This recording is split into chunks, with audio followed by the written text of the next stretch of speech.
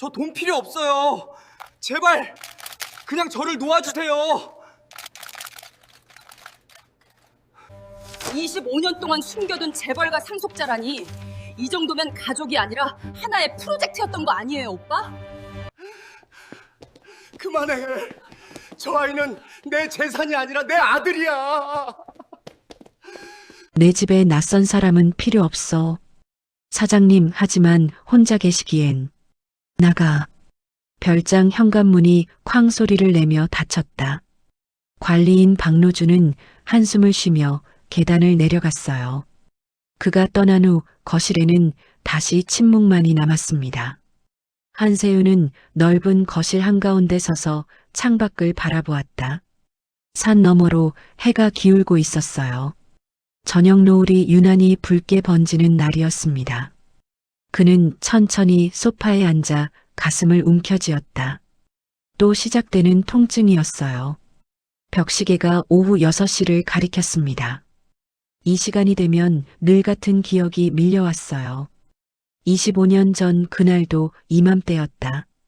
아내 수진이 여보, 저녁 뭐 먹고 싶어요? 라고 물었던 순간이었습니다. 7살 아들 준호가 아빠, 나 산딸기 따러 가도 돼? 라며 졸랐던 오후였어요. 세윤은 눈을 감았다. 그날의 빗소리가 귓가에 생생했습니다. 갑자기 쏟아진 폭우, 산허리를 타고 내려온 진흙더미, 그리고 아내와 아들을 집어삼킨 산사태의 굉음이 아직도 머릿속에 남아있었어요. 거실 한쪽 벽에는 먼지가 쌓인 액자가 걸려 있었다. 세 식구가 함께 찍은 마지막 사진이었습니다. 세윤은 그 사진을 차마 치우지 못했어요. 하지만 쳐다보는 것도 견딜 수 없어서 천으로 덮어두었습니다. 밤이 깊어질수록 집은 더욱 조용해졌다. 세윤은 침대에 누웠지만 잠들 수 없었어요. 매년 이맘때면 악몽이 찾아왔습니다. 진흙 속에서 아들의 손을 놓치는 꿈, 아내의 마지막 목소리를 듣는 꿈이었어요. 시계가 자정을 넘겼다. 세윤은 가슴을 쥐어뜯는 통증에 신음을 흘렸습니다. 약을 먹어야 했지만 일어설 기력이 없었어요. 그는 천장을 바라보며 중얼거렸다. 이렇게 죽는 것도 나쁘지 않을지 모르겠어. 하지만 아침은 어김없이 찾아왔습니다. 세윤은 간신히 몸을 일으켜 거실로 나왔어요. 테이블 위에는 박노준이 놓고 간 서류가 있었다. 입주 보조 지원자 명단이라는 제목이 보였습니다.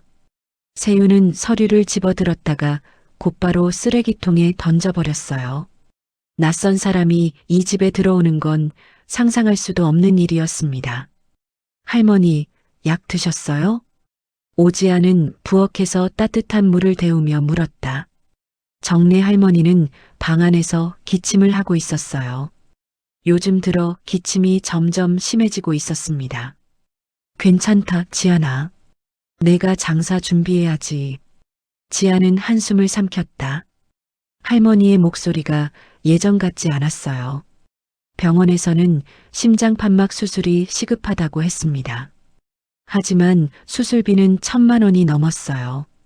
반찬 가게 매출은 하루 평균 3만 원 남짓이었다. 월세와 생활비를 빼면 저축은 거의 불가능했어요. 지아는 밤마다 아르바이트를 더 알아봤지만 몸이 하나로는 턱없이 부족했습니다. 시장 골목은 아침부터 분주했다. 지아는 김치통과 장독대를 정리하며 손님을 맞을 준비를 했어요. 옆가게 순대국집 아주머니가 말을 걸었습니다. 지아나, 요즘 할머니 많이 안 좋으시지? 얼굴이 왜 그래? 아니에요, 괜찮아요. 지아는 애써 웃으며 대답했다. 하지만 속은 타들어가고 있었어요. 할머니의 기침 소리가 들릴 때마다 가슴이 철렁 내려앉았습니다. 점심때가 지나고 장사가 뜸해질 무렵이었다. 마을 복지사 이선미가 가게 앞에 나타났어요. 그녀는 평소와 달리 진지한 표호로 지안을 불렀습니다. 지안 씨, 잠깐 얘기 좀 할 수 있을까요? 두 사람은 가게 뒤편 평상에 앉았다. 선미는 서류 한 장을 꺼내 건넸어요. 서울 외곽에 있는 별장에서 입주 가정부를 구한대요. 월급이 400만 원이에요. 지안의 눈이 커졌다. 400만 원이면 석 달이면 수술비를 모을 수 있었어요. 하지만 입주라는 조건이 걸렸습니다. 입주요? 그럼 할머니는요? 요양보호사를 주 2회 보내드릴게요. 복지관 예산으로 가능해요. 선미는 조심스럽게 말을 이었다. 지안 씨, 이건 정말 좋은 기회예요. 집주인은 은퇴한 기업인인데 성격이 까다롭긴 해도 위험한 사람은 아니래요. 지안은 서류를 내려다보았다. 마음이 복잡했어요. 할머니를 두고 떠나는 게 마음에 걸렸지만 이 기회를 놓치면 수술비를 마련할 방법이 없었습니다. 저녁에 할머니께 조심스럽게 말씀드렸다. 할머니, 서울에서 일자리 하나 알아봤어요. 정래의 얼굴이 굳어졌다. 그녀는 지안의 손을 꽉 잡았어요. 지안아, 큰 집 사람들은 변덕이 많단다. 위험해. 할머니 수술비를 마련할 수 있는 길은 이거 하나뿐이에요. 지안의 목소리가 떨렸다. 정래는 손자의 눈빛을 보고 더 이상 말리지 못했어요.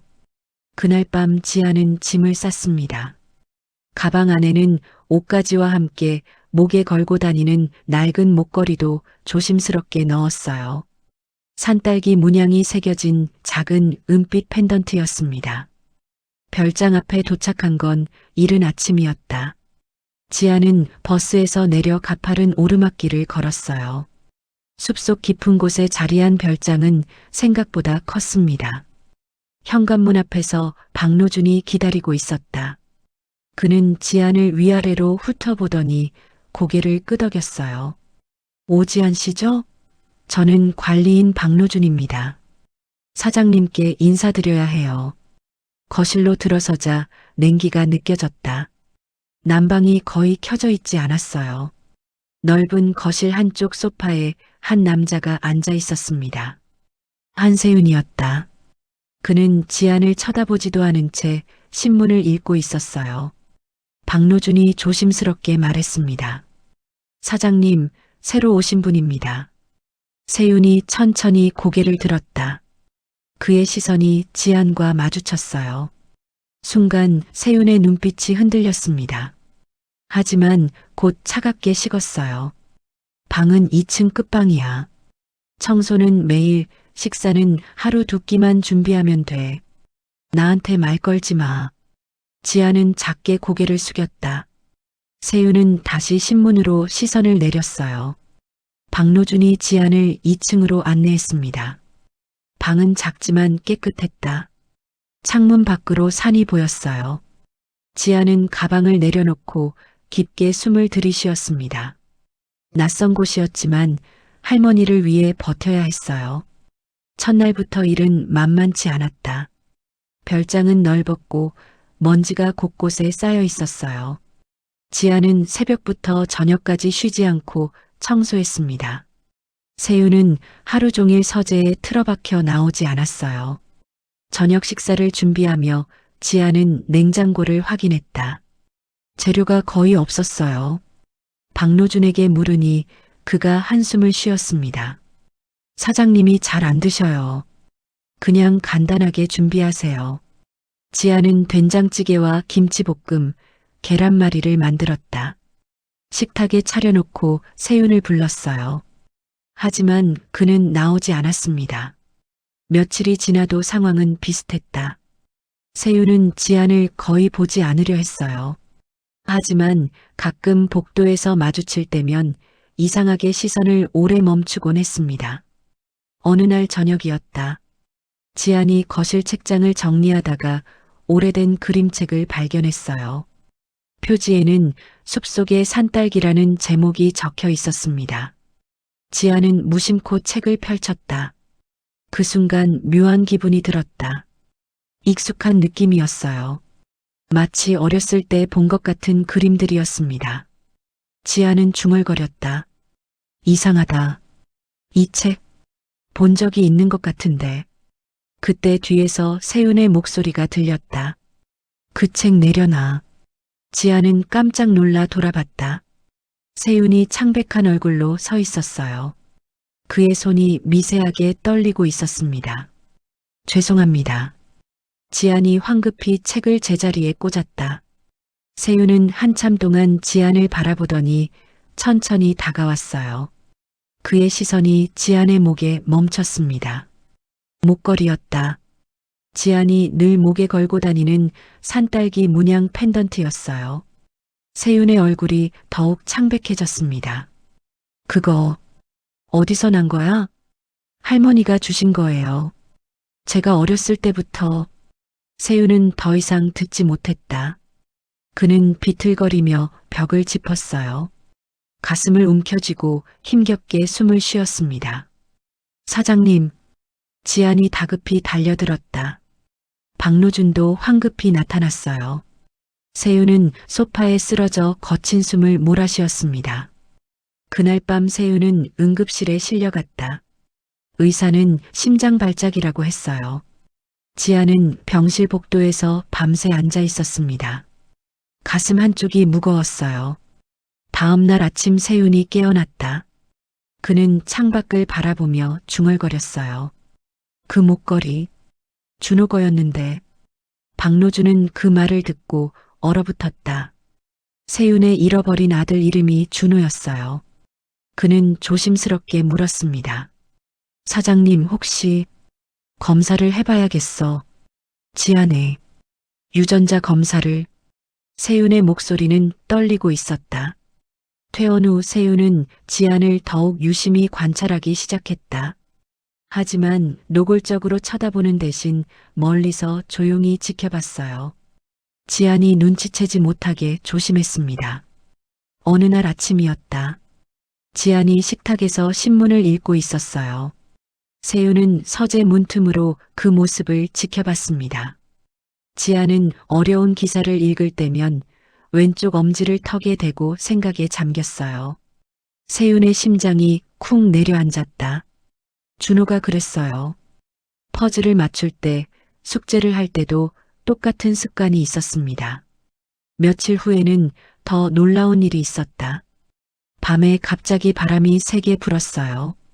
창문이 덜컹거리는 소리에 세윤이 잠에서 깼습니다.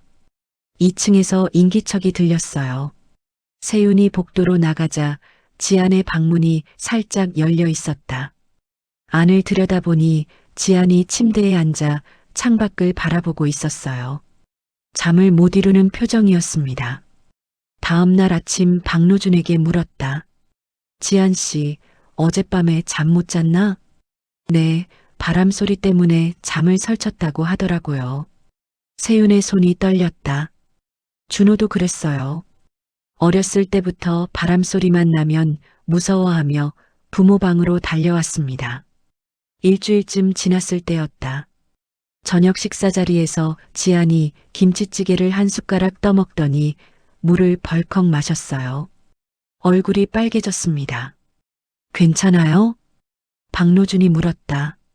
지안이 손을 흔들며 대답했어요. 매운 거 잘 못 먹어요. 죄송합니다. 세윤은 숟가락을 놓았다. 준호도 매운 음식을 전혀 못 먹었어요. 고춧가루만 살짝 들어가도 울음을 터뜨리곤 했습니다. 하나하나 겹쳐지는 모습들이 세윤을 압도했다. 우연이라고 하기엔 너무 많았어요. 하지만 확신할 수 없었습니다. 그날 밤 세윤은 서재에서 오래된 앨범을 꺼냈다. 25년 전 사진들이 담겨 있었어요. 준호의 어린 시절 모습이 가득했습니다. 웃는 얼굴, 우는 얼굴, 산딸기를 따던 모습까지. 세윤은 지안의 얼굴을 떠올렸다.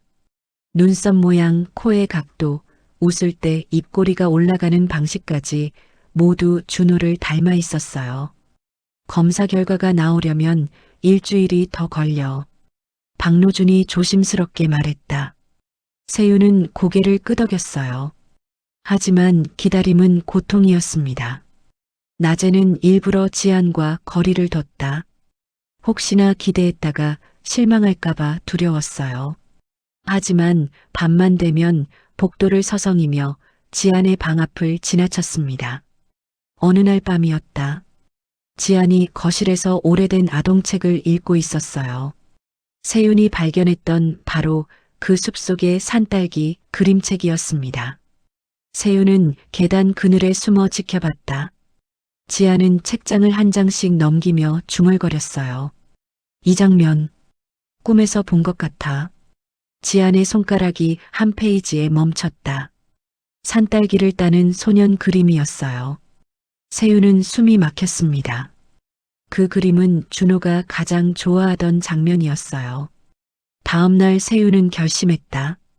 지안 몰래 유전자 샘플을 더 확보하기로 한 거예요. 아침에 지안이 사용한 칫솔에서 모발을 조심스럽게 채취했습니다. 박노준이 걱정스러운 표정으로 물었다. 사장님, 정말 괜찮으세요? 결과가 다르게 나오면. 알아. 하지만 확인해야 해. 세윤의 목소리는 단호했다. 하지만 속으로는 두려움에 떨고 있었어요. 만약 지안이 준호가 아니라면 이 모든 희망은 산산조각 날 것이었습니다. 밤이 깊어갈수록 세윤의 불안은 커졌다. 그는 서재에서 옛날 일기장을 꺼내 읽었어요. 준호가 태어난 날, 첫 걸음마를 뗀 날, 산딸기 목걸이를 선물한 날의 기록이 빼곡했습니다. 제발 그 아이였으면. 세윤은 떨리는 손으로 일기장을 덮었다. 창밖에는 달빛만이 조용히 흐르고 있었어요. 유전자 검사 결과가 나오기까지는 사흘이 남았다. 세윤은 그 시간을 견디기 위해 오래된 기록들을 다시 뒤지기 시작했어요.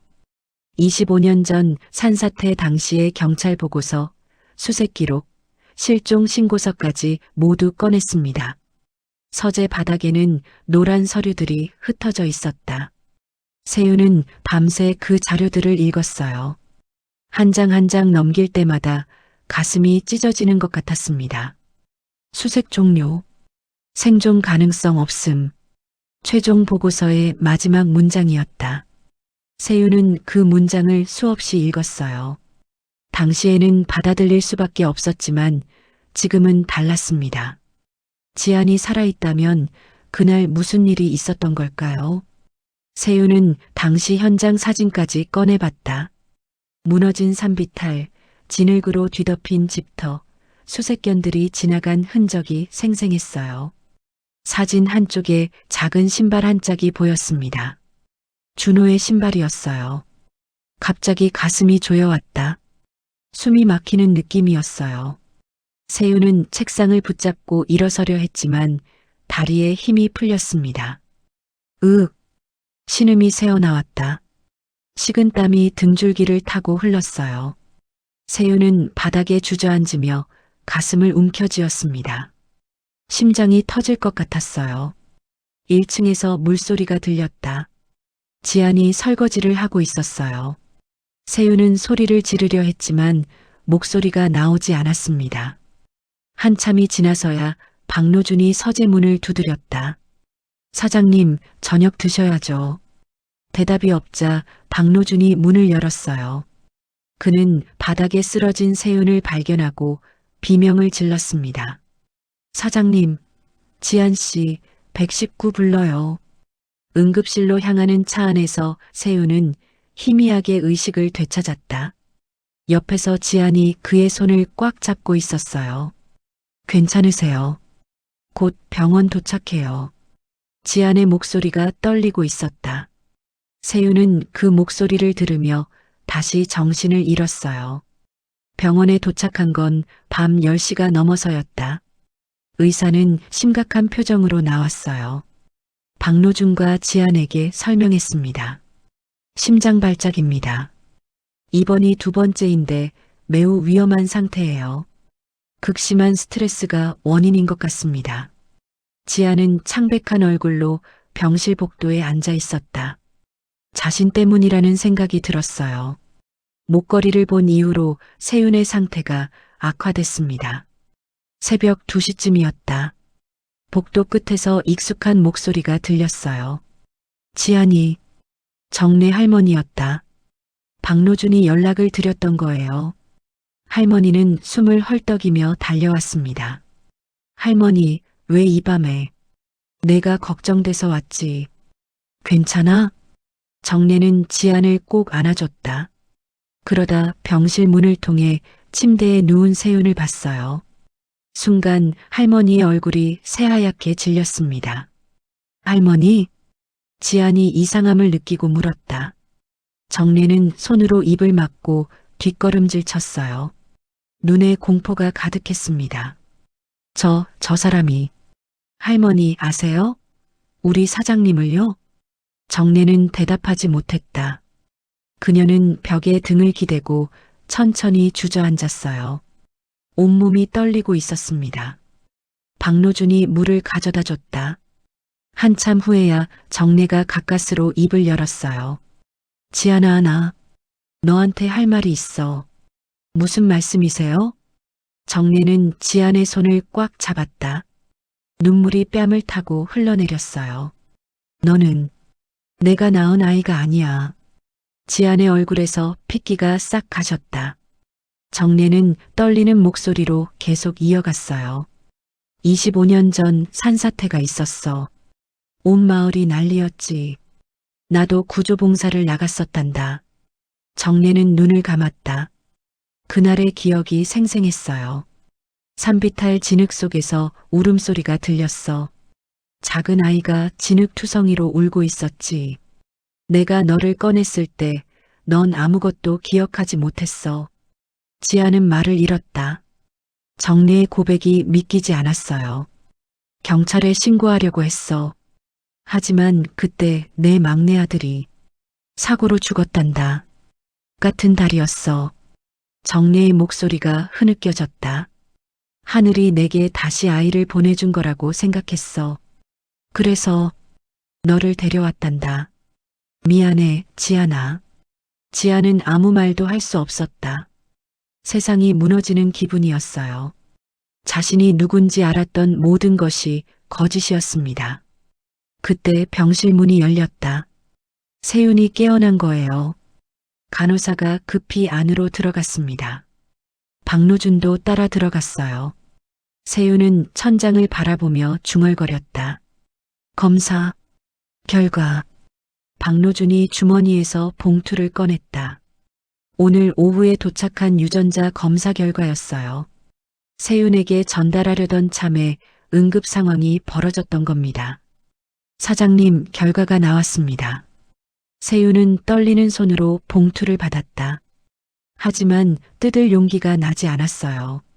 박노준이 조심스럽게 말했습니다. 제가 대신 읽어드릴까요? 세윤은 고개를 끄덕였다. 박노준이 봉투를 열어 서류를 꺼냈어요. 그는 첫 줄을 읽고 얼어붙었습니다. 친자 확률 99.9%입니다. 세윤의 눈에서 눈물이 쏟아졌다. 준호였어요. 지안이 바로 자신의 아들이었습니다. 하지만 기쁨도 잠시였어요. 복도에서 큰 소리가 들렸다. 오빠. 세윤의 여동생 한미라였다. 그녀는 급히 병실 안으로 들어왔어요. 뒤따라 낯선 사람들도 함께 들어왔습니다. 오빠 괜찮아? 내가 듣고 달려왔어. 미라는 오빠를 걱정하는 척했지만 눈빛은 날카로웠다. 그녀는 박노준이 들고 있는 서류를 발견했어요. 그게 뭐야? 아, 이건. 미라는 재빠르게 서류를 낚아챘다. 내용을 읽은 그녀의 얼굴이 일그러졌어요. 오빠한테 숨겨진 아들이 있었다고? 미라야, 그건. 세윤이 말리려 했지만 미라는 이미 복도로 나가고 있었다. 그녀는 함께 온 사람들에게 서류를 보여줬어요. 복지재단 이사진이었습니다. 여러분, 큰일 났어요. 회장님께 숨겨진 상속자가 나타났대요.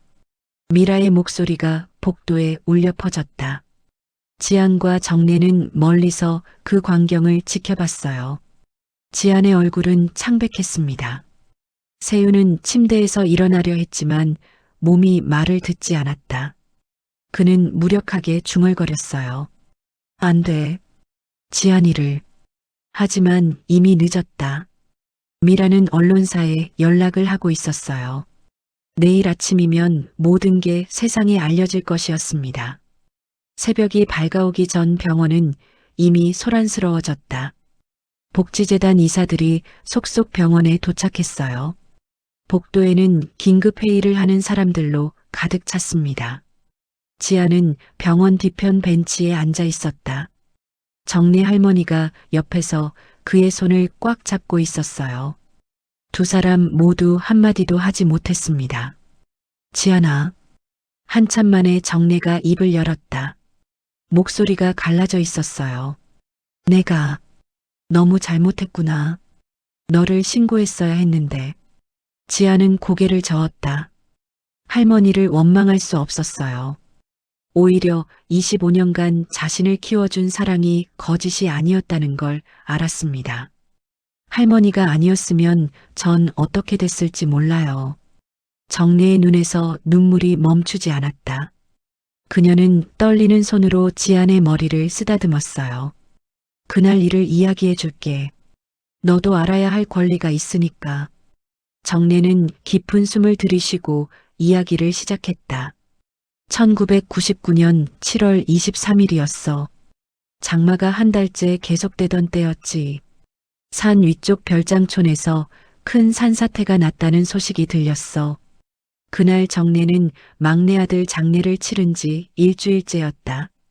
교통사고로 20살 아들을 잃은 슬픔에 제대로 서 있을 수도 없었어요. 하지만 마을 사람들이 구조봉사를 간다기에 멍하니 따라갔습니다. 현장은 아비규환이었어. 집 세 채가 완전히 무너졌고 사람들이 진흙 속에 묻혀 있었지. 정례는 그날의 참상을 떠올리며 고개를 떨었다. 구조대원들이 생존자를 찾아 헤매고 있었어. 나도 산비탈을 뒤지고 있었는데 갑자기 아이 울음소리가 들렸어.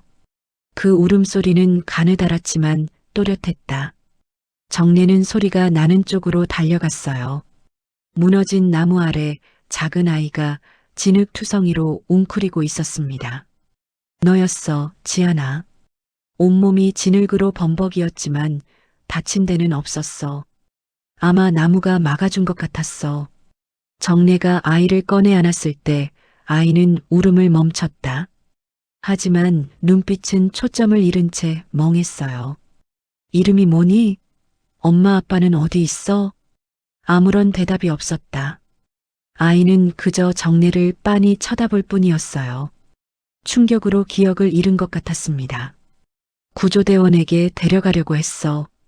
그런데 정례는 말을 잇지 못했다. 그때 아이가 자신의 옷깃을 꽉 붙잡았던 거예요. 작은 손에 힘을 주며 놓지 않았습니다. 그 순간 내 죽은 아들이 생각났어. 똑같은 나이였거든. 7살. 정례는 흐느끼기 시작했다. 신고해야 한다는 걸 알았어. 하지만 넌 이미 내 품에 안겨 있었고 나는 너무 외로웠어. 그날 밤 정례는 아이를 데리고 집으로 돌아왔다. 마을 사람들은 모두 구조 현장에 정신이 팔려 있었어요. 아무도 정례가 아이를 데려온 걸 눈치채지 못했습니다. 다음 날 신문을 봤어. 산사태로 새 가족 실종, 한 집안의 부부와 아들 사망 추정이라고 나왔지. 정례는 그 기사를 보고 벌벌 떨었다고 했다. 자신이 데려온 아이가 바로 그 집 아들일 거라는 확신이 들었어요. 하지만 돌려보낼 수 없었습니다. 이미 내 아들이라고 생각해버렸어. 하늘이 내게 준 아이라고. 스스로를 속였지. 지아는 조용히 듣고 있었다. 가슴이 무너지는 것 같았지만 할머니를 원망할 수 없었어요. 목걸이는 내가 차고 있었어. 그 산딸기 문양 펜던트 말이야. 그걸 보고 부모가 얼마나 너를 사랑했을지 알 수 있었어. 정례는 그 목걸이를 빼앗지 않았다. 아이에게 남은 유일한 흔적이었으니까요. 대신 이름을 새로 지어줬습니다. 오지안. 멀리서 온 아이라는 뜻이야. 내가 언젠가 진짜 집을 찾아갈 수도 있다는 마음을 담았어. 지아는 처음으로 자신의 이름 뜻을 알았다. 가슴이 먹먹했어요. 25년 동안 매일 두려웠어. 언젠가 진실이 밝혀질까봐. 경찰이 찾아올까봐. 하지만 동시에 아무도 너를 찾으러 오지 않아서 안도하기도 했어. 정래는 지안의 얼굴을 쓰다듬었다. 미안해. 정말 미안해, 지안아. 아니, 준호야. 그 이름을 듣는 순간 지안의 머릿속에 무언가가 스쳤다. 희미한 기억의 파편 같은 것이었어요. 누군가 자신을 부르는 목소리, 따뜻한 손길, 산딸기 향기. 준호야, 조심해. 준호야, 아빠랑 같이 가자. 지아는 머리를 감싸쥐었다. 기억이 돌아오려는 것 같았지만 명확하지 않았어요. 25년의 시간이 모든 걸 흐릿하게 만들어버렸습니다. 그때 병실 쪽에서 소란이 들렸다. 지안과 정래는 복도로 향했어요. 한미라가 기자들을 대동하고 나타난 것이었습니다. 여기 계셨군요. 새로 발견된 한씨 가문의 상속자분. 미라의 목소리에는 독이 섞여 있었다. 기자들이 카메라를 들이댔어요. 플래시가 터졌습니다. 실종됐다가 25년 만에 돌아온 기분이 어떠세요? 재산 상속은 어떻게 되는 건가요? 친부를 만난 소감은요? 지아는 숨이 막혔다. 사람들이 에워싸며 질문을 퍼붓기 시작했어요. 정래가 지안을 감싸며 소리쳤습니다. 비켜주세요. 이 아이는 아직 혼란스러워요. 하지만 기자들은 멈추지 않았다. 미라는 뒤에서 팔짱을 끼고 그 광경을 지켜봤어요. 입꼬리가 살짝 올라가 있었습니다. 병실 안에서 세윤이 침대에서 일어났다. 박노준이 급히 말렸어요. 사장님, 아직 안 돼요. 몸이. 지안이를 구해야 해. 세윤은 비틀거리며 복도로 나갔다. 그는 기자들 틈을 헤치고 지안에게 다가갔어요. 지안과 눈이 마주쳤습니다. 세윤의 눈에는 눈물이 가득했다. 그는 떨리는 손을 내밀었어요. 하지만 지안은 한 발 뒤로 물러섰습니다. 죄송합니다. 지안은 고개를 숙이고 병원 복도를 뛰어내려갔다. 정래가 뒤따라 달려갔어요. 세윤은 그 자리에 서서 아들의 뒷모습을 바라볼 수밖에 없었습니다. 기자들이 다시 세윤을 에워쌌다. 플래시가 미친 듯이 터졌어요. 세윤은 가슴을 움켜쥐고 쓰러졌습니다. 사장님, 박노준의 비명이 복도에 울려 퍼졌다. 의료진이 급히 달려왔어요. 세윤은 다시 응급실로 실려 들어갔습니다. 의사가 나와 심각한 표정으로 말했다. 세 번째 심장 발작입니다. 이러다간 정말 위험합니다. 미라는 그 말을 듣고도 표정 하나 변하지 않았다. 오히려 핸드폰을 꺼내 누군가에게 전화를 걸었어요. 네, 계획대로 진행하세요. 오빠는 이제 오래 못 갈 거예요. 지아는 병원을 빠져나와 무작정 걸었다. 어디로 가야 할지 몰랐어요. 정래 할머니가 뒤따라왔지만 지아는 멈추지 않았습니다. 지아나, 잠깐만. 정래가 숨을 헐떡이며 불렀다. 지아는 그제야 걸음을 멈췄어요. 두 사람은 한적한 공원 벤치에 앉았습니다. 할머니, 전 어떻게 해야 해요? 지안의 목소리가 떨렸다. 정래는 대답할 수 없었어요. 자신도 모르는 상황이었습니다. 핸드폰이 울리기 시작했다. 모르는 번호들이었어요. 지안이 받자 기자들의 질문이 쏟아졌습니다. 혹시 한준호 씨 맞으신가요? 인터뷰 좀 할 수 있을까요? 지안은 황급히 전화를 끊었다. 하지만 계속해서 전화가 걸려왔어요. 결국 핸드폰을 꺼버렸습니다. 다음 날 아침 뉴스가 터졌다. 모든 포털 사이트 메인에 지안의 이야기가 올라왔어요. 25년 만에 돌아온 재벌가 아들. 산사태 생존자, 실은 한씨 그룹 상속자. 기적의 재획하지만 재산 다툼 예고. 기사마다 지안의 사진이 실려 있었다. 병원에서 찍힌 초췌한 모습이었어요. 댓글에는 온갖 추측과 비난이 난무했습니다. 돈 냄새 맡고 나타난 거 아니야? 25년이나 지났는데 갑자기 아들이래 키읔키읔. 할머니가 유괴범 아니냐? 지아는 뉴스를 보고 핸드폰을 던져버렸다. 정례는 멀리서 그 모습을 지켜보며 눈물을 흘렸어요. 그날 오후 경찰이 찾아왔다. 정례를 조사하러 온 것이었어요. 25년 전 실종 아동을 보호하고도 신고하지 않으셨다는 게 사실입니까? 정례는 고개를 끄덕였다. 더 이상 숨길 수 없었어요. 잘못했습니다. 하지만 그 아이를 사랑으로 키웠어요. 경찰은 조서를 작성했다. 정례는 참고인 자격으로 조사를 받았지만 언제든 입건될 수 있는 상황이었어요. 지아는 그 모습을 보며 무너졌습니다. 쟤 때문이에요. 다 쟤 때문에. 지아는 자신이 존재하지 않았다면 이런 일이 없었을 거라고 생각했다. 할머니도 한세윤도 모두 평화롭게 살 수 있었을 거예요. 그날 밤 지아는 결심했다. 모두에게서 멀어지기로 한 것이었어요. 정례가 잠든 사이 조용히 짐을 챙겼습니다. 가방 안에는 옷 몇 벌과 약간의 현금뿐이었어요. 새벽 4시에 집을 나섰다. 지아는 버스 터미널로 향했어요. 가장 먼 곳으로 가는 표를 끊었습니다. 동해안 작은 항구 마을이었어요. 버스 안에서 지아는 창밖을 바라봤다. 해가 떠오르고 있었어요. 새로운 날이 시작되지만 지안에게는 모든 게 끝난 것 같았습니다. 정례는 아침에 지안이 없어진 걸 알았다. 방 책상 위에는 편지가 놓여 있었어요. 할머니, 저 때문에 할머니가 고생하시는 게 견딜 수 없어요. 잠시 멀리 가 있을게요. 걱정 마세요. 사랑해요. 정례는 편지를 꽉 쥐고 울음을 터뜨렸다. 한편 병원에서는 세윤이 깨어났다. 그는 박노준에게 물었어요. 지안이는? 사장님, 연락이 안 됩니다. 집에도 없대요. 세윤의 얼굴이 창백해졌다. 그는 침대에서 일어나려 했어요. 박노준이 급히 말렸습니다. 사장님, 몸 상태가 아직 찾아야 해. 당장 찾아. 세윤의 목소리가 떨렸다. 그는 25년 만에 찾은 아들을 또다시 잃을까봐 두려웠어요.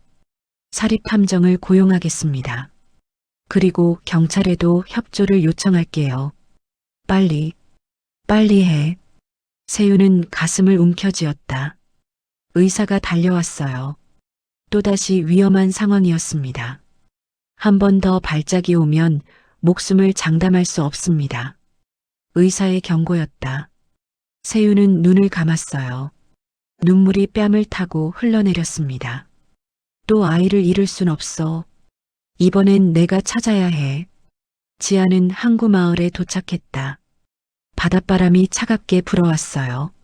마을은 작고 조용했습니다. 지아는 항구 끝에 있는 허름한 민박집을 찾았어요. 방 하나 있어요? 주인 할아버지가 고개를 끄덕였다. 신분증도 묻지 않았어요. 지아는 2층 작은 방에 짐을 풀었습니다. 창문으로 바다가 보였다. 파도 소리가 들려왔어요. 지아는 바닥에 주저앉아 무릎을 끌어안았습니다. 나는 누구지? 한세윤의 아들 한준호인지 오지안인지 알 수 없었다. 25년의 기억은 오지안이었지만 혈연은 한준호였어요. 정체성이 산산조각 났습니다. 며칠 동안 지아는 방 안에만 있었다. 밥도 거의 먹지 않았어요. 민박집 주인이 걱정되어 문을 두드렸습니다. 총각, 밥이라도 먹어야지. 지아는 대답하지 않았다. 주인은 한숨을 쉬며 내려갔어요. 일주일쯤 지났을까? 지아는 간신히 방에서 나왔다. 항구를 따라 걸었어요. 바다는 잔잔했지만 지안의 마음은 폭풍우가 치고 있었습니다. 작은 식당에 들어가 라면을 시켰다. 식당 TV에서 뉴스가 나오고 있었어요. 한씨 재단 이야기였습니다. 한미라 이사가 긴급 이사회를 소집했습니다. 한세윤 회장의 건강 악화로 경영권 승계 문제가 불거졌는데요. 지아는 라면을 먹다 멈췄다. 화면에 세윤의 모습이 나왔어요. 휠체어에 앉아있는 모습이었습니다. 한 회장은 최근 3차례의 심장 발작으로 중환자실에 입원 중입니다. 지안의 손이 떨렸다. 자신 때문이라는 생각이 들었어요. 자신이 나타나지 않았다면 세윤은 이렇게 되지 않았을 겁니다. 총각, 괜찮아? 식당 주인이 물었다. 지아는 고개를 끄덕이고 황급히 식당을 나왔어요. 방파제 끝까지 걸어갔다. 파도가 거세게 바위에 부딪히고 있었어요. 지아는 그 자리에 앉아 바다를 바라봤습니다. 핸드폰을 켰다. 수십 통의 부재중 전화가 있었어요. 정내 할머니, 박노준, 모르는 번호들이었습니다. 메시지도 가득했어요. 할머니의 메시지를 열었다. 지아나, 어디 있니? 할머니 걱정돼 죽겠어. 아무 말 안 할 테니 돌아와. 제발 연락 좀 해라. 지아는 핸드폰을 꺼버렸다. 연락할 수 없었어요. 돌아갈 곳이 없었습니다. 해가 지고 어둠이 내렸다. 지아는 여전히 방파제에 앉아 있었어요. 파도 소리만이 밤을 채우고 있었습니다. 그때 멀리서 인기척이 들렸다. 누군가 방파제로 걸어오고 있었어요. 지아는 고개를 돌리지 않았습니다. 누가 와도 상관없었어요. 발소리가 멈췄다. 그 사람은 지안 옆에 조용히 앉았어요. 지아는 천천히 고개를 돌렸습니다. 한세윤이었다. 허름한 점퍼를 입고 수척한 얼굴로 앉아 있었어요. 두 사람은 아무 말 없이 바다를 바라봤습니다. 한참의 침묵이 흘렀다. 세윤이 먼저 입을 열었어요. 여기 경치 좋네. 지아는 대답하지 않았다. 세윤은 계속 바다를 바라보며 말했어요. 나도 가끔 이렇게 혼자 있고 싶을 때가 있어. 바람이 불어왔다. 두 사람의 머리카락이 흩날렸어요. 세윤은 천천히 일어났습니다. 내일 저녁에 항구 식당에서 밥 먹을 거야. 혼자 먹기는 좀 그래서. 세윤은 그 말만 남기고 떠났다. 지아는 그의 뒷모습을 바라봤어요. 왠지 모를 따뜻함이 가슴 한쪽에 번졌습니다. 다음 날 저녁 지아는 망설이다가 결국 항구 식당으로 향했다. 작은 횟집이었어요. 문을 열고 들어서자 세윤이 구석 자리에 앉아 있었습니다. 세윤은 지안을 보고도 특별한 반응을 보이지 않았다. 그저 앉아라고 짧게 말했어요. 지안은 조심스럽게 맞은편에 앉았습니다. 뭐 먹을래? 아무거나요. 세윤은 주인에게 모듬회와 매운탕을 주문했다. 두 사람 사이에 침묵이 흘렀어요. 하지만 불편한 침묵은 아니었습니다. 음식이 나왔다. 세윤은 조용히 회를 먹기 시작했어요. 지안도 젓가락을 들었습니다. 식사 내내 두 사람은 아무 말도 하지 않았어요. 잘 먹었습니다. 지안이 먼저 일어났다. 세윤은 고개만 끄덕였어요. 지안은 식당을 나와 민박집으로 돌아갔습니다. 이튿날 저녁에도 세윤은 같은 식당에 나타났다. 지인은 어제처럼 조심스럽게 들어갔어요. 세윤은 이미 자리에 앉아 기다리고 있었습니다. 앉아. 똑같은 말이었다. 지아는 또 맞은편에 앉았어요. 이번에는 생선구이와 된장찌개가 나왔습니다. 식사가 끝나갈 무렵 세윤이 입을 열었다. 이 마을 바람이 시원하더라. 지아는 고개를 끄덕였다. 세윤은 그 이상 말하지 않았어요. 하지만 지아는 알 수 있었습니다. 세윤이 자신을 압박하지 않으려 노력하고 있다는 걸요. 사흘째, 나흘째도 똑같이 반복됐다. 세윤은 매일 저녁 식당에 나타났어요. 지안도 어느새 자연스럽게 그 자리에 함께했습니다. 닷새째 되는 날 세윤이 물었다. 산책 좀 할래? 지안은 잠시 망설이다 고개를 끄덕였다. 두 사람은 항구를 따라 천천히 걸었어요. 바람이 불고 갈매기들이 울었습니다. 25년 전에도 이런 바다를 좋아했어. 세윤이 조용히 말했다. 지아는 그를 쳐다봤어요. 준호가 바다를 좋아했나요? 응. 파도 소리를 듣고 있으면 금방 잠들곤 했지. 세윤의 목소리에 그리움이 묻어났다. 지아는 가슴이 먹먹해졌어요. 그 애는 산딸기를 특히 좋아했어. 여름이면 매일 산에 올라가서 따왔지.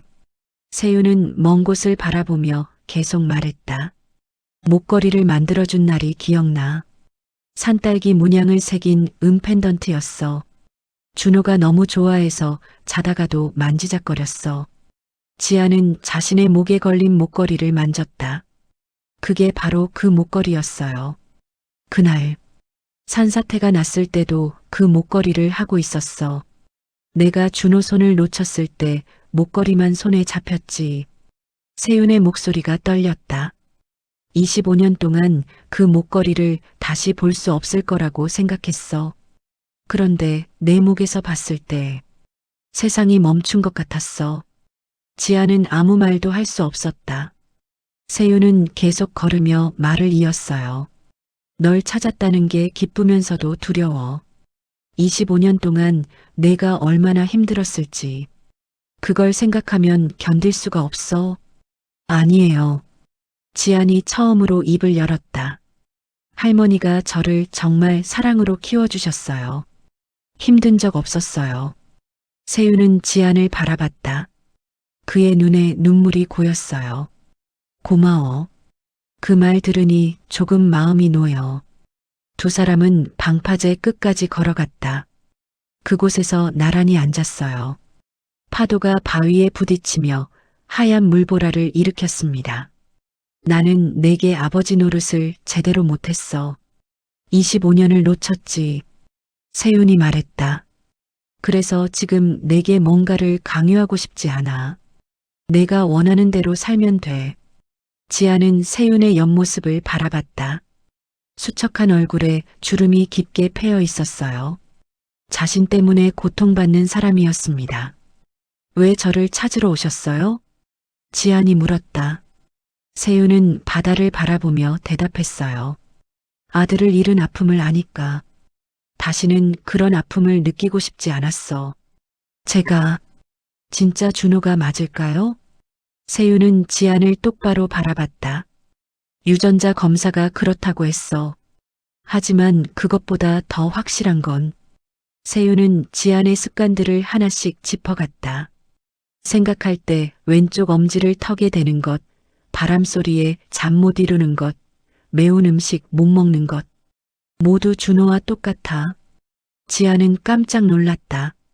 자신도 몰랐던 습관들을 세윤은 알고 있었어요.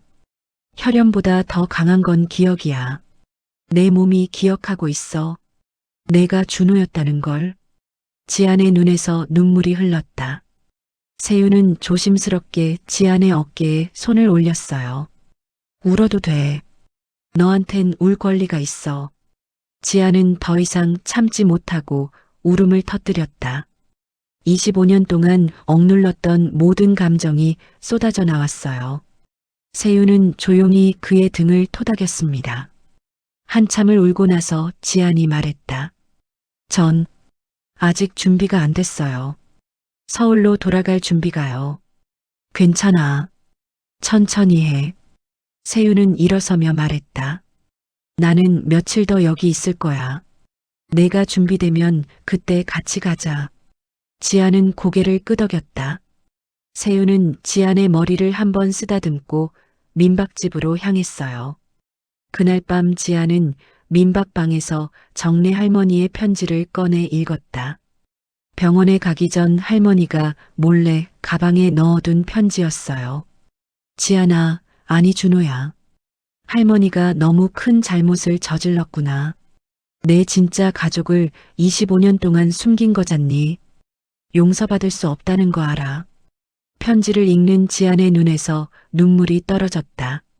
하지만 한 가지만은 알아줬으면 해. 너를 사랑한 건 한 번도 거짓이 아니었어.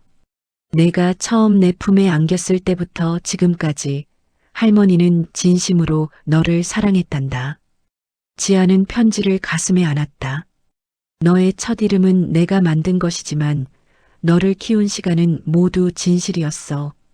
그러니 할머니를 미워하지 말아다오. 그리고 내 진짜 아버지도 만나봐. 그분도 너만큼 아팠을 거야.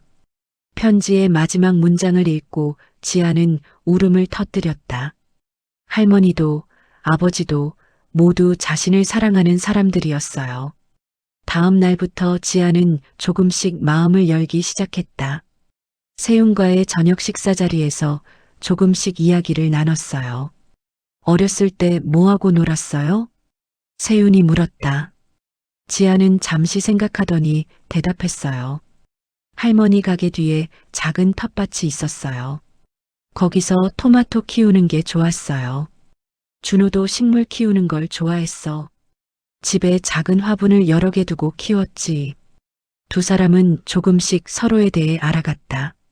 과거와 현재가 천천히 이어지고 있었어요. 일주일쯤 지났을 때 세윤이 말했다. 내일 서울로 돌아가야 할 것 같아. 재단 일도 있고. 지아는 고개를 끄덕였다. 세윤은 조심스럽게 물었어요. 너는 언제쯤 돌아올 수 있을 것 같아? 지아는 바다를 바라봤다. 파도가 잔잔하게 밀려오고 있었어요. 조금만 더 있을게요. 혼자 생각 좀 정리하고. 그래. 천천히 해.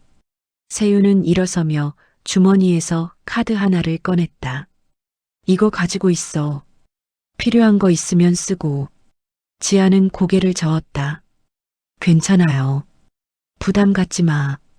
그냥 아버지가 아들한테 주는 거야. 세윤은 카드를 테이블에 놓고 나갔다. 지아는 한참 동안 그 카드를 바라봤어요.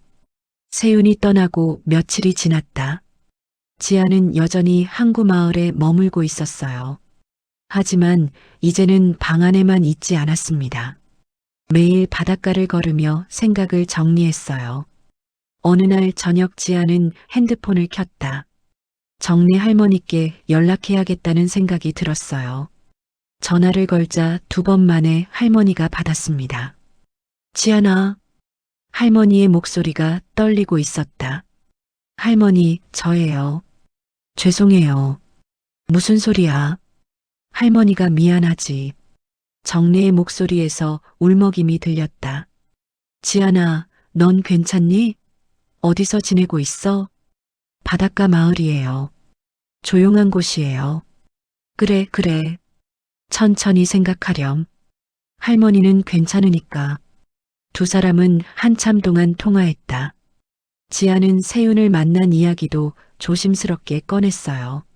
할머니, 그분, 저한테 정말 잘해주세요. 그래야지. 내 진짜 아버지니까.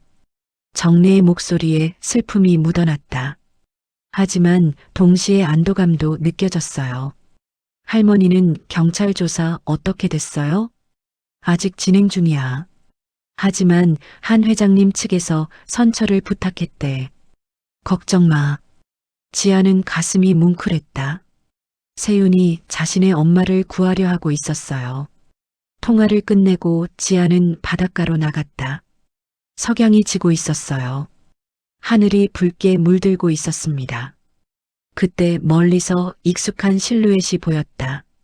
한세윤이었어요. 그는 방파제 쪽으로 걸어가고 있었습니다. 지아는 가슴이 두근거렸다. 세윤이 다시 돌아온 거예요. 지아는 천천히 그의 뒤를 따라갔습니다. 방파제 끝에 도착했을 때 세윤이 먼저 말했다. 왔구나. 언제 오셨어요? 오늘 아침. 서울 일 좀 정리하고 왔어. 세윤은 지안 옆에 자리를 내줬다. 두 사람은 나란히 앉았어요. 파도 소리가 들려왔습니다. 재단은 괜찮아요? 지안이 물었다. 세윤은 고개를 끄덕였어요. 내 동생 미라가 이사회를 장악하려 하더라. 하지만 막았어. 쟤 때문에 힘드시죠?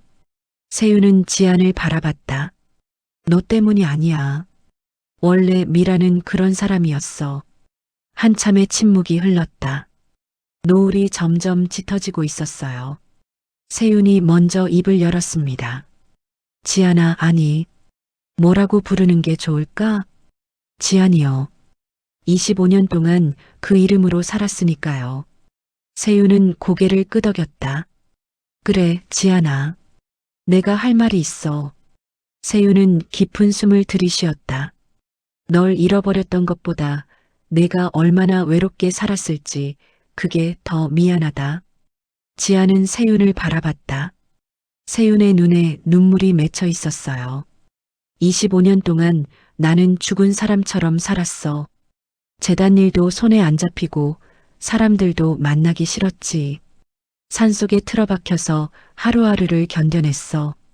세윤의 목소리가 떨렸다. 그런데 넌 그렇게 살지 않았잖아. 할머니를 위해 열심히 일하고 수술비를 마련하려고 낯선 곳에도 왔어. 너는 나보다 훨씬 강한 사람이야. 지안의 눈에서도 눈물이 흘렀다. 그게 다 할머니 덕분이에요. 할머니가 저한테 사랑을 주셨으니까. 그 할머니한테 정말 감사해. 내가 사랑받으며 자랐다는 게. 그게 내가 바랄 수 있는 최선이었어. 세윤은 주머니에서 낡은 사진 한 장을 꺼냈다. 25년 전 준호의 사진이었어요. 7살 소년이 환하게 웃고 있었습니다. 이게 마지막으로 찍은 사진이야. 산사태 나기 일주일 전이었어. 지아는 사진을 받아들었다. 사진 속 소년을 보니 묘한 기분이 들었어요. 낯설면서도 익숙한 느낌이었습니다. 이랬군요. 응, 정말 개구쟁이였어. 하루도 가만히 있는 법이 없었지. 세윤은 옛 기억을 떠올리며 미소 지었다. 엄마는 어떤 분이셨어요? 지안이 조심스럽게 물었다. 세윤의 얼굴이 부드러워졌어요. 수진이는 정말 따뜻한 사람이었어. 너를 엄청 사랑했지. 밤에 너 재울 때면 자장가를 불러줬어. 세윤은 잠시 멈췄다가 낮게 노래를 흥얼거렸다. 반짝반짝 작은 별. 내가 제일 좋아하던 노래였어. 그 순간 지안의 머릿속에 무언가가 스쳤다. 희미한 기억의 파편이었어요. 부드러운 목소리, 따뜻한 손길, 달콤한 향기. 엄마. 지안이 무의식 중에 중얼거렸다. 세윤은 놀란 표정으로 지안을 바라봤어요. 기억나? 잘 모르겠어요. 그냥 익숙한 느낌이에요. 지아는 머리를 감쌌다. 더 기억해내려 애썼지만 선명해지지 않았어요. 괜찮아. 억지로 기억할 필요 없어. 세윤이 지안의 어깨를 토닥였다. 시간이 지나면 조금씩 떠오를 수도 있어. 아니면 안 떠올라도 괜찮고. 두 사람은 다시 바다를 바라봤다. 해가 완전히 지고 어둠이 내리고 있었어요. 별이 하나둘 떠오르기 시작했습니다. 저기 별 봐. 세윤이 하늘을 가리켰다. 어렸을 때 별을 보면 엄마가 하늘에서 너를 지켜보고 있다고 했어. 지아는 하늘을 올려다봤다. 별이 총총히 빛나고 있었어요. 지금도 지켜보고 계실까요? 그럼 분명 지켜보고 있을 거야. 그리고 기뻐하고 있을 거야. 내가 이렇게 잘 자라줘서. 지아는 눈물을 닦았다. 세윤도 조용히 눈물을 흘리고 있었어요. 아버지. 지안이 처음으로 그렇게 불렀다. 세윤은 온몸이 굳었어요. 25년 만에 듣는 말이었습니다. 아버지, 전 서울로 돌아가고 싶어요. 세윤은 지안을 바라봤다. 눈물이 멈추지 않았어요. 정말? 네. 이제 준비됐어요. 그리고 할머니도 보고 싶어요. 세윤은 지안을 꼭 안아줬다. 지안도 세윤을 안았어요. 두 사람은 한참 동안 그렇게 있었습니다. 고마워. 돌아와줘서. 세윤의 목소리가 떨렸다. 제가 더 감사해요. 저를 찾아와 주셔서. 파도가 방파제에 부딪히는 소리가 들렸다. 밤하늘의 별은 더욱 밝게 빛나고 있었어요. 25년 만에 아버지와 아들이 진정으로 만나는 순간이었습니다. 다음 날 아침 두 사람은 항구 마을을 떠났다. 민박집 주인이 배웅을 나왔어요. 잘 가게, 총각. 얼굴 좀 펴고 살아. 지아는 고개를 숙여 인사했다. 차에 타기 전 한 번 더 바다를 바라봤어요. 이곳에서 자신을 찾았습니다. 가자. 세윤이 말했다. 지아는 고개를 끄덕이고 차에 탔어요. 차가 출발하자 항구 마을이 점점 멀어졌습니다. 서울로 향하는 길, 지아는 창밖을 바라보며 생각했다. 이제 새로운 삶이 시작되는 거예요. 두렵지만 혼자가 아니었습니다. 옆에 아버지가 있었어요. 지아나, 집에 가면 맛있는 거 해줄게. 세윤이 말했다. 지아는 처음으로 환하게 웃었어요. 좋아요, 아버지. 서울에 도착한 건 저녁 때였다. 세윤과 지아는 복지재단 본관이 아닌 작은 단층 집으로 향했어요. 산속 별장도 아니었습니다. 조용한 주택가에 자리한 평범한 집이었어요. 여기가 어디예요? 지안이 물었다. 세윤은 차에서 내리며 대답했어요. 새로 구한 집이야. 내가 돌아오면 함께 살려고. 지아는 가슴이 뭉클했다. 세윤이 자신을 위해 준비한 공간이었어요. 집 안은 따뜻했다. 거실에는 작은 소파와 식탁이 있었어요. 부엌에서는 밥 짓는 냄새가 났습니다. 박노준이 먼저 와서 준비를 해둔 것이었어요. 사장님, 지안 씨 어서 오세요. 박노준이 앞치마를 두른 채 나왔다. 식탁에는 따뜻한 음식들이 차려져 있었어요. 고생했어. 세윤이 말했다. 박노준은 웃으며 앞치마를 벗었어요. 천천히 드세요. 전 이만 가보겠습니다. 박노준이 떠나고 세윤과 지안만 남았다. 두 사람은 마주 앉아 식사를 했어요. 된장찌개와 생선구이, 나물 반찬이 소박하게 차려져 있었습니다. 맛있어요. 지안이 말했다. 세윤은 흐뭇한 표정으로 고개를 끄덕였어요. 식사 후 세윤이 지안의 방을 보여줬다. 작지만 깔끔한 방이었어요. 창문으로 작은 정원이 보였습니다. 마음에 들어? 네, 정말 좋아요. 지아는 짐을 풀며 새로운 환경에 적응하려 했다. 하지만 마음 한편으로는 여전히 불안했어요. 재단 사람들이, 언론이, 세상이 자신을 어떻게 볼지 두려웠습니다. 다음 날 아침 정내 할머니가 집을 찾아왔다. 지아는 현관문을 열자마자 할머니를 꼭 안았어요. 할머니, 그래, 우리 지안이. 많이 힘들었지? 두 사람은 한참 동안 울었다. 세윤은 멀리서 그 모습을 지켜보며 미소 지었어요. 거실에서 세 사람이 마주 앉았다. 정래는 세윤에게 깊이 고개를 숙였어요. 회장님, 정말 죄송합니다. 제가 큰 잘못을 저질렀습니다. 아니에요, 할머니. 오히려 제가 감사드려야죠. 세윤의 목소리는 따뜻했다. 지안이를 25년 동안 사랑으로 키워주셔서 고맙습니다. 정래의 눈에서 눈물이 쏟아졌다. 세윤은 계속 말했어요. 경찰 조사건은 제가 알아서 처리하겠습니다. 할머니께서 지안이를 해치려던 게 아니라는 걸 다들 알아요. 회장님, 그리고 지안이가 원한다면 언제든 할머니를 만날 수 있어요. 할머니는 지안이의 소중한 가족이시니까요. 지안은 두 사람을 번갈아 바라봤다. 자신을 키워준 할머니와 낳아준 아버지, 두 사람 모두 자신을 진심으로 사랑하고 있었어요. 며칠 후 복지재단 긴급 이사회가 소집됐다. 세윤은 지안과 함께 회의실에 들어갔어요. 이사들이 모두 놀란 표정으로 두 사람을 바라봤습니다. 한미라가 냉소적인 표정으로 말했다. 오빠, 정말 이 사람을 아들로 인정하는 거예요? 그래. 유전자 검사 결과도 나왔고 세윤의 목소리는 단호했다. 하지만 갑자기 나타난 사람한테 재단을 물려줄 순 없죠. 이사진의 동의가 필요해요. 미라는 이사들을 돌아봤다. 몇몇 이사들이 고개를 끄덕였어요. 저는 재단을 물려받을 생각 없습니다. 지안이 입을 열었다.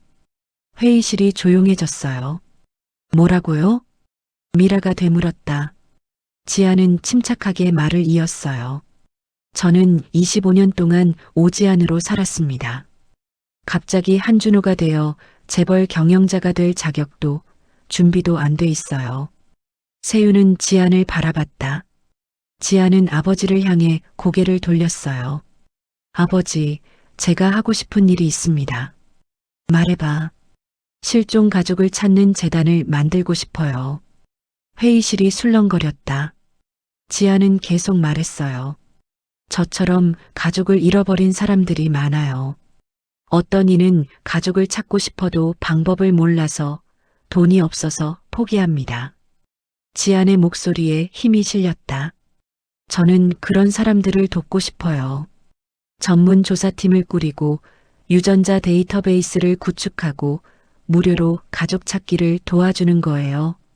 세윤의 눈이 빛났다. 지안은 자신만의 길을 찾은 것이었어요. 이름은 바람재단으로 하고 싶습니다. 바람처럼 찾아가서 흩어진 가족을 다시 이어주는 거예요. 한미라가 비웃듯 말했다. 그런 재단이 무슨 수익을 내요? 사업성이 없잖아요. 수익을 위한 게 아닙니다. 지안이 미라를 똑바로 바라봤다. 사람들의 삶을 위한 거예요. 저처럼 가족을 잃어버린 사람들이 다시 만날 수 있도록요. 세윤은 자리에서 일어났다.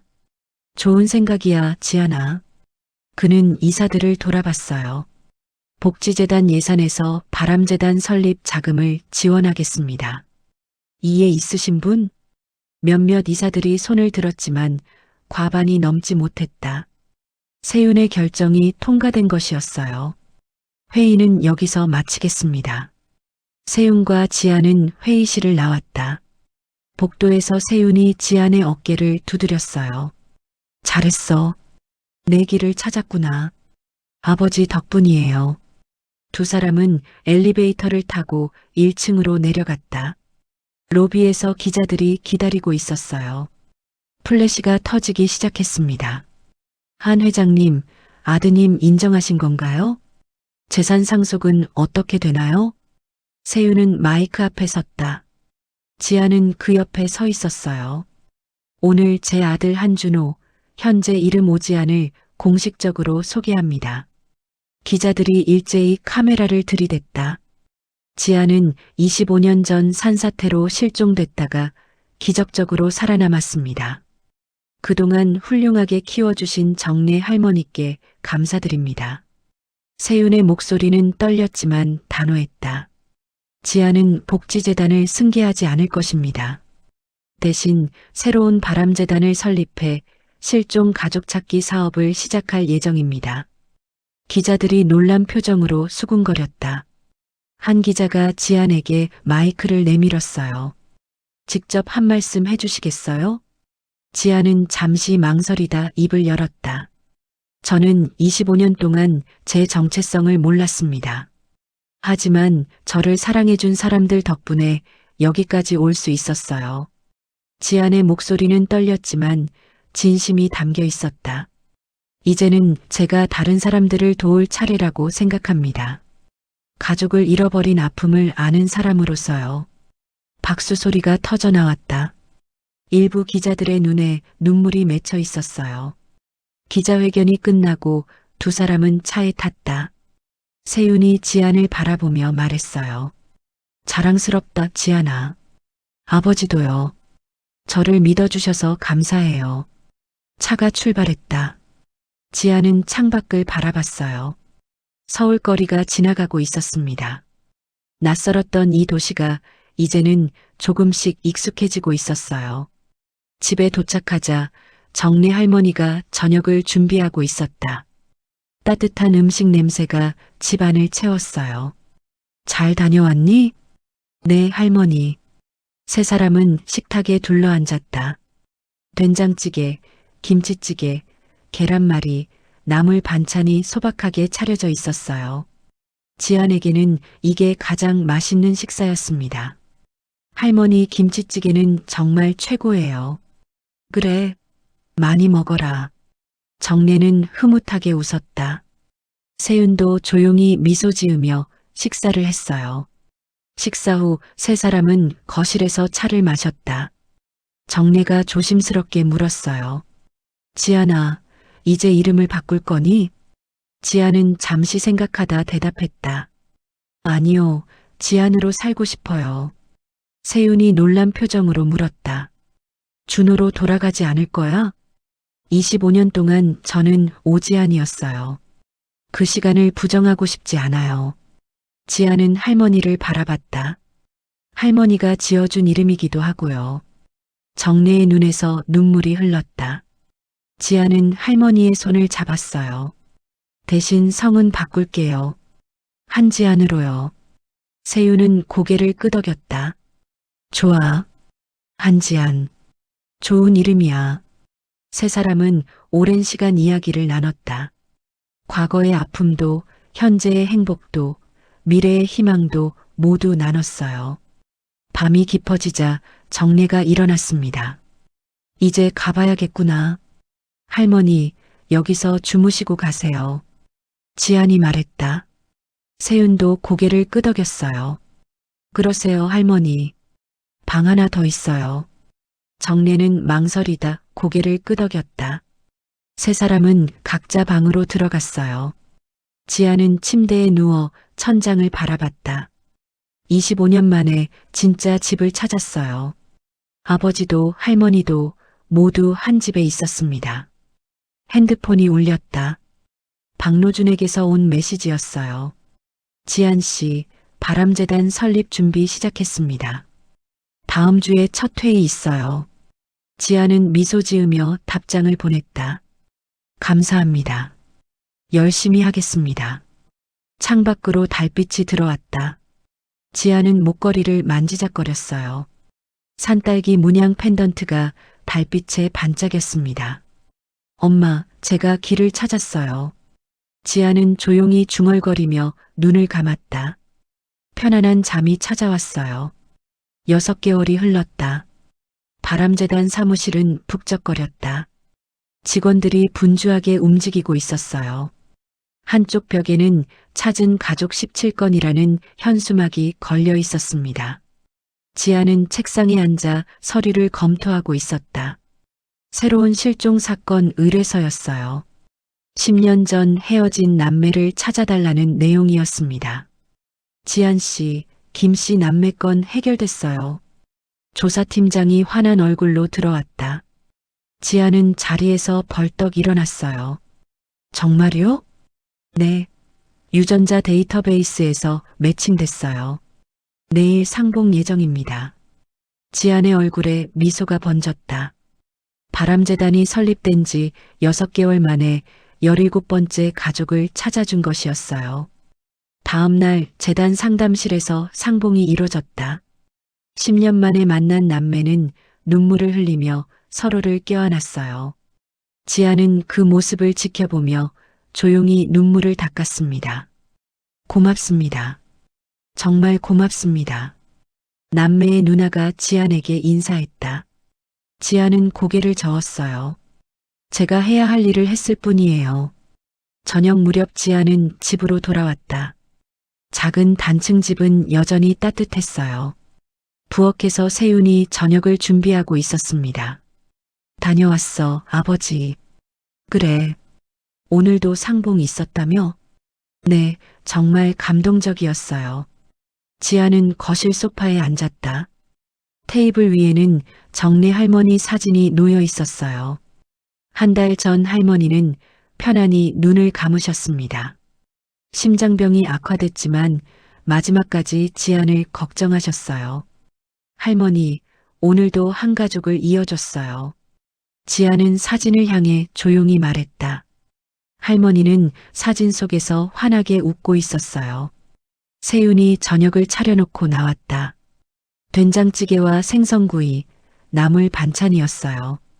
정내 할머니가 자주 해주시던 메뉴였습니다. 할머니 레시피로 만들었어. 세윤이 말했다. 지아는 눈시울이 붉어졌어요. 맛있을 것 같아요. 두 사람은 마주 앉아 식사를 했다. 창밖으로 석양이 지고 있었어요. 따뜻한 노을빛이 거실을 채웠습니다. 지아나, 내일 산소 갈까? 세윤이 물었다. 지아는 고개를 끄덕였어요. 네, 엄마한테도 인사드리고 싶어요. 다음 날 두 사람은 공동묘지로 향했다. 수진과 정내 할머니의 묘가 나란히 있었어요. 지아는 두 묘 앞에 꽃을 놓았습니다. 엄마, 저예요. 준호. 아니, 지안이에요. 지안의 목소리가 떨렸다. 기억은 잘 안 나지만 엄마가 저를 많이 사랑하셨다는 거 알아요. 아버지가 많이 얘기해 주셨거든요. 세윤은 조용히 지안의 어깨에 손을 올렸다. 할머니가 저한테 지어준 이름으로 열심히 살고 있어요. 바람재단에서 많은 가족들을 만나게 해주고 있어요. 지아는 눈물을 닦으며 말을 이었다. 두 분 다 정말 감사해요. 저를 사랑해 주셔서요. 세윤도 무릎을 꿇고 묘 앞에 절을 했다. 그는 수진에게 말했어요. 여보, 우리 아들 잘 컸어. 당신도 자랑스러워할 거야. 바람이 불어왔다. 나뭇잎이 바스락거렸어요. 마치 대답하는 것 같았습니다. 돌아오는 길에 세윤이 말했다. 지아나, 다음 달에 재단 창립 1주년이지? 네, 기념 행사 준비하고 있어요. 큰 프로젝트 하나 준비하면 어때? 무슨 프로젝트요? 세윤은 미소 지으며 대답했다. 전국 실종아동 데이터베이스 구축. 경찰청, 복지부와 협력해서 말이야. 지안의 눈이 빛났다. 정말 가능할까요? 내가 도와줄게. 우리 힘을 합치면 할 수 있어. 두 사람은 집으로 돌아왔다. 지안의 방 책상 위에는 새로운 의뢰서들이 쌓여 있었어요. 가족을 찾는 사람들의 간절한 편지들이었습니다. 지아는 편지 한 통을 집어들었다. 5년 전 잃어버린 딸을 찾고 싶습니다. 제발 도와주세요. 지아는 편지를 가슴에 안았다. 이 아픔을 너무나 잘 알았어요. 꼭 찾아드릴게요. 지아는 노트북을 열고 작업을 시작했다. 밤이 깊어가도 불을 끄지 않았어요. 한 가족이라도 더 이어주고 싶었습니다. 세윤은 지안의 방 앞을 지나가다 불빛을 보고 문을 두드렸다. 아직도 이래? 네, 조금만 더요. 세윤은 방 안으로 들어와 지안 옆에 앉았다. 너무 무리하지 마. 건강이 중요해. 괜찮아요, 아버지. 지안은 화면을 보며 말했다. 이 일을 하면 제가 왜 살아남았는지 알 것 같아요. 세윤은 지안의 머리를 쓰다듬었다. 너는 정말 훌륭한 사람이 됐어. 아버지 덕분이에요. 그리고 엄마랑 할머니 덕분이고요. 두 사람은 한참 동안 그렇게 앉아 있었다. 창밖으로 별이 빛나고 있었어요. 저기 별 봐요, 아버지. 지안이 창밖을 가리켰다. 엄마랑 할머니가 저기서 지켜보고 계신 것 같아요. 그럼 분명 지켜보고 있을 거야. 세윤의 목소리는 따뜻했다. 그리고 우리가 행복한 걸 보면서 기뻐하고 계실 거야. 지아는 목걸이를 만지작거렸다. 산딸기 문양 펜던트가 여전히 목에 걸려 있었어요. 아버지, 이제는 제가 누군지 알 것 같아요. 세윤은 지안을 바라봤다. 나는 한지안이에요. 한준호이기도 하고 오지안이기도 해요. 두 이름 모두 저니까요. 그래, 맞아. 너는 내가 살아온 모든 시간의 합이야. 지아는 미소 지었다. 그리고 이제는 다른 사람들을 위해 바람이 되어줄 거예요. 흩어진 가족들을 다시 이어주는 바람이요. 세윤은 지안을 꼭 안아줬다. 자랑스럽다, 아들아. 저도 자랑스러워요, 아버지. 밤은 깊어갔지만 작은 집에는 따뜻한 빛이 새어나왔다. 지안의 방에서, 거실에서, 부엌에서 불빛이 새어나왔어요. 25년 만에 찾은 가족, 그리고 새롭게 시작된 삶. 지안은 이제 자신의 이름으로, 자신의 방식으로 세상을 살아가고 있었습니다. 바람이 불어왔다. 창문 틈으로 들어온 바람이 커튼을 흔들었어요. 마치 누군가의 축복 같았습니다.